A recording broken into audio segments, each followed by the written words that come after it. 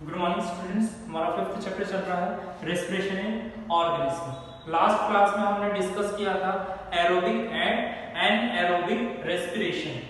Aerobic respiration ऐसा respiration जो oxygen की प्रेजेंस में होता है उसे कहा जाता है एरोबिक रेस्पिरेशन, जो सभी लिविंग ऑर्गेनिज्म में होता है। जितने भी बड़े बड़े लिविंग ऑर्गेनिज्म रहते हैं सभी में जो रेस्पिरेशन होता है वो कैसा होता है, ऑक्सीजन की प्रेजेंस में रहता है। इसके लिए उसे कहा जाता है एरोबिक रेस्पिरेशन। दूसरा हमने टाइप देखा था एनएरोबिक रेस्पिरेशन। एनएरोबिक रेस्पिरेशन में क्या होता था, ऐसे लिविंग ऑर्गेनिज्म जिनके अंदर रेस्पिरेशन ऑक्सीजन की प्रेजेंस में नहीं होता।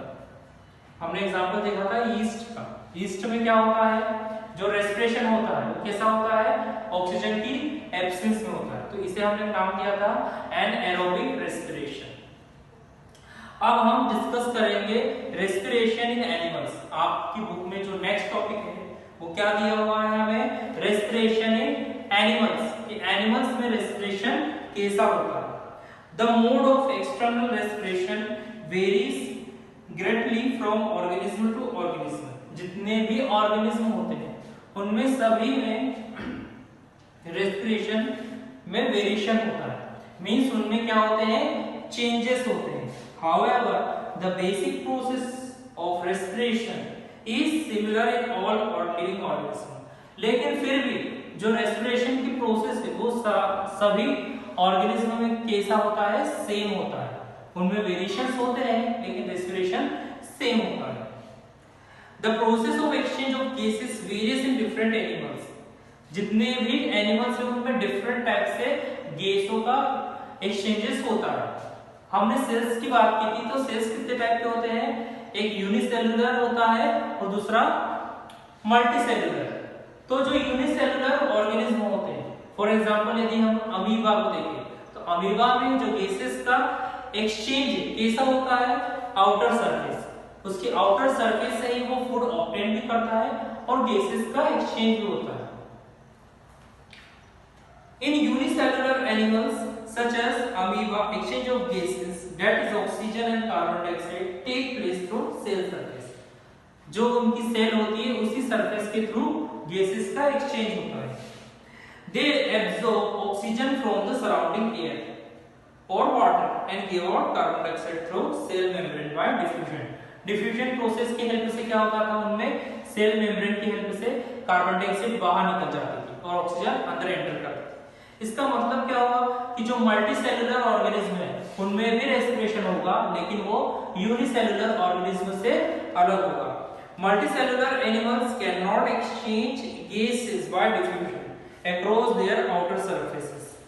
जितने भी मल्टीसेलुलर ऑर्गेनिज्म होंगे उनमें गैसेस का जो एक्सचेंज है उनके आउटर सरफेस से नहीं होगा। तो कैसे होगा, as only few of their cells are in contact with the surrounding. उनके पर्टिकुलर कुछ सेल्स ही सराउंडिंग के कांटेक्ट में आते हैं और उनके अंदर रेस्पिरेशन के लिए एक पर्टिकुलर ऑर्गन होता है जिसके हेल्प से वो रेस्पिरेशन की प्रोसेस को कंप्लीट करते हैं।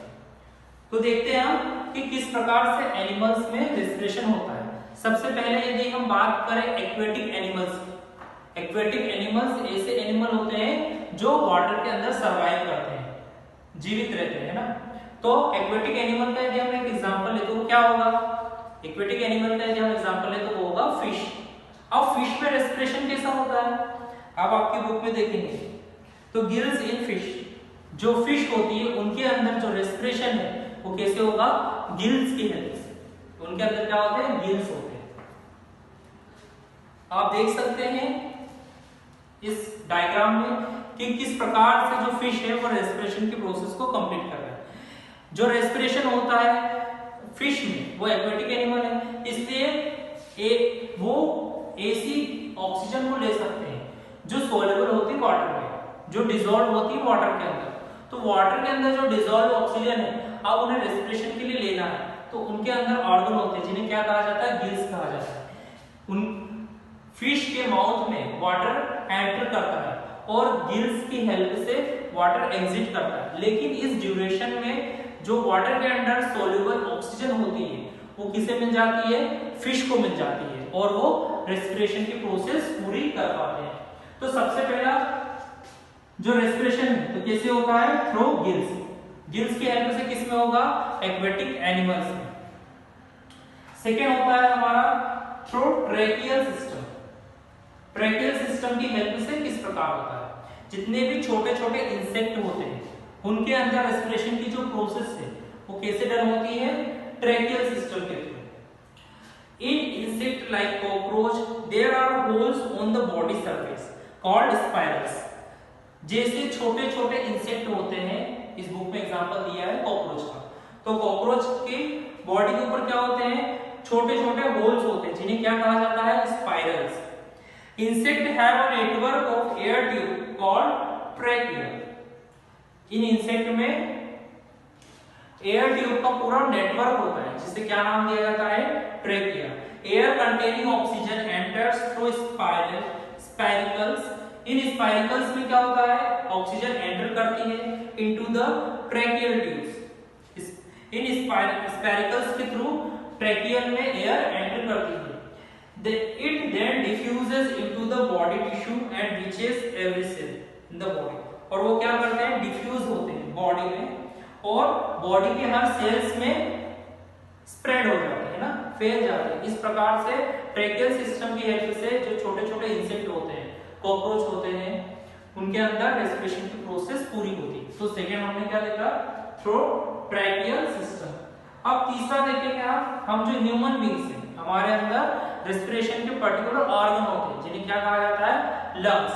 ये पेयर के रूप में होते हैं ना, इनका एक जोड़ा होता है हमारे बॉडी के अंदर जो क्या करते हैं, रेस्पिरेशन की प्रोसेस को डन करते हैं। अब कुछ एनिमल्स भी होते हैं जिनके अंदर रेस्पिरेशन लंग्स के थ्रू होता है। वो एनिमल होते हैं, हम यदि बात करें एम्फीबियंस की, मैमल्स की एंड बर्ड्स की, तो उनमें जो गैस का एक्सचेंज होता है वो लंग्स की हेल्प से होता है। Lungs are air filled sac like structure in the chest cavity. जो लंग्स होते हैं वो कैसे होते हैं, एयर फिल्ड सैक कैविटी। आप देख सकते हैं यहाँ पर एयर फिल्ड कैविटी होती है ना, लंग्स जिनके अंदर एयर क्या होती है, एब्सॉर्ब होती है। एयर मींस ऑक्सीजन एब्सॉर्ब होगी और कार्बन डाइऑक्साइड बाहर निकलेगी। तो आज हमने रेस्पिरेशन इन एनिमल्स देखा। सबसे पहले हमने किसमें देखा, गिल्स में। जितने भी एक्वेटिक एनिमल होते हैं उनके अंदर रेस्पिरेशन गिल्स की हेल्प से होता है। दूसरा, जितने भी इंसेक्ट होते हैं छोटे छोटे, उनके अंदर जो रेस्पिरेशन होता है वो ट्रैकियल सिस्टम के थ्रू होता है।